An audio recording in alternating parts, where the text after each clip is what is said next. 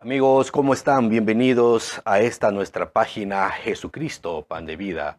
Reciban mis cordiales saludos y pues el propósito de nuestra página es glorificar y anunciar ese maravilloso nombre de nuestro Señor Jesucristo y que el mundo conozca su palabra, que es la Biblia, y que este bendito libro sea luz a tu camino. Eh, Hermanos, quizás en nuestro diario vivir o en nuestras vidas alguna vez nos hemos enterado de aquel comportamiento equivocado, de aquel amigo, de aquel familiar o de aquel ser querido. La pregunta es, ¿qué hemos hecho? ¿O qué estás haciendo? ¿O qué estamos haciendo para corregir o enmendar aquel error que está cometiendo aquel amigo, aquella persona o aquel familiar? Hermanos, ayudar no es juzgar, mucho menos condenar. La palabra de Dios nos enseña que el deber de un creyente es orar por el prójimo.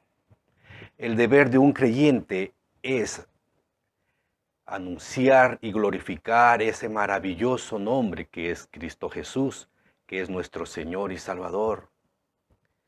Quizás nos hemos puesto a pensar, pues aquel problema no es asunto mío.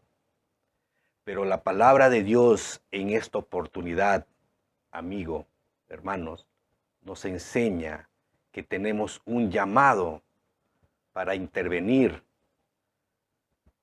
a través de nuestras oraciones, para intervenir y que Dios corrija a través de su santa palabra. En esta oportunidad, hermano, te invito que abras tu Biblia en el Antiguo Testamento. Como siempre, yo sé que tienes un libro en casa. Yo sé que tienes este bendito libro que se llama Biblia y pues es el momento de abrirlo para conocer un poco más de la palabra de Dios y poder entender esta hermosa reflexión donde nuestro Señor nos exhorta a que debemos intervenir a través de nuestras oraciones por nuestro prójimo. Hermanos, te invito a que abras tu Biblia en el Antiguo Testamento, en Primera de Samuel, en el capítulo 3, en los versículos 12 al 14. Nuestra reflexión en esta oportunidad se titula: El deber de un creyente es orar por el prójimo. Dice en Primera de Samuel, capítulo 3, versículo 12. Aquel día yo cumpliré contra Elí todas las cosas que he dicho sobre su casa, desde el principio hasta el fin, y le mostraré que yo juzgaré su casa para siempre por la iniquidad que él sabe, porque sus hijos han blasfemado a Dios, y él no los ha estorbado. Por tanto, yo he jurado a la casa de Elí que la iniquidad de la casa de Elí no será expiada jamás, ni con sacrificio, ni con ofrenda. Hermanos, la palabra de Dios en esta oportunidad nos exhorta que debemos intervenir, ayudar a aquel prójimo, a aquel familiar, a aquella persona que está por el camino angosto que le lleva a la perdición. Aquel día yo cumpliré contra Elí todas las cosas que he dicho sobre su casa, desde el principio hasta el fin. Hermanos, no es de nosotros juzgar y condenar a aquella persona que se encuentra en el mal camino. El juicio de Dios corresponde solamente a Él. La condenación y el juicio corresponde a Dios. Nosotros no somos quienes para juzgar. Nosotros no somos quienes o no estamos llamados para condenar. Hermanos, la salvación es a través de Cristo Jesús. Dice la palabra también en Mateo 24:35. El cielo y la tierra pasarán, pero mis palabras no pasarán. Hermano, tenemos una oportunidad de ayudar a aquel prójimo. que se encuentra en situaciones adversas en su vida, es decir, está por el mal camino.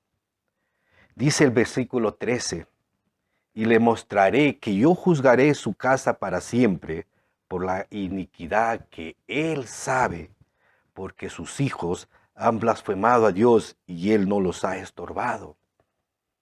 Aquí encontramos una enseñanza que nuestro Señor hace a través de Samuel, una revelación, porque Elí era el sacerdote en aquel tiempo.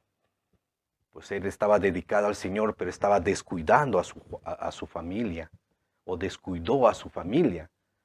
Porque acá dice, y le mostraré que yo juzgaré su casa para siempre por la iniquidad que él sabe, porque sus hijos han blasfemado a Dios y él no los ha estorbado. Hermano, quizás nosotros sabemos o estamos enterados de aquel familiar, de aquella persona, de aquel amigo que se encuentra por el mal camino. Nosotros estamos juzgando, lo peor aún, estamos condenando, pero no estamos haciendo lo que debemos hacer, de ayudar a aquella persona a través de nuestras oraciones, de ayudar a aquella persona a través de la palabra de Dios. Debemos presentar el plan de salvación de Dios y orar para que acepte a Cristo Jesús como su Señor y Salvador. Hermanos, debemos orar por nuestro prójimo en la adversidad y en los momentos de gloria. Orar por aquella persona, por aquel hermano, por aquel amigo que están pasando por momentos de gozo, que está pasando por buenos momentos en su vida. Debemos de orar para que su corazón no se contamine, para que su corazón no encuentre la altivez, la soberbia y llegue al egoísmo. Hermanos, así también debemos orar por aquel familiar, amigo, por aquella persona que se encuentra por el mal camino. Debemos orar para que encuentre la paz, el amor, para que encuentre sabiduría y sobre todo, hermanos, para que encuentre, reconozca y acepte a Cristo Jesús como su Señor y Salvador.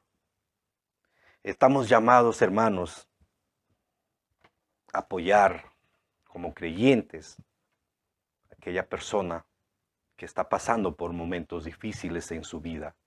Debemos presentar el plan de salvación de Dios a través de su palabra, que es la Biblia.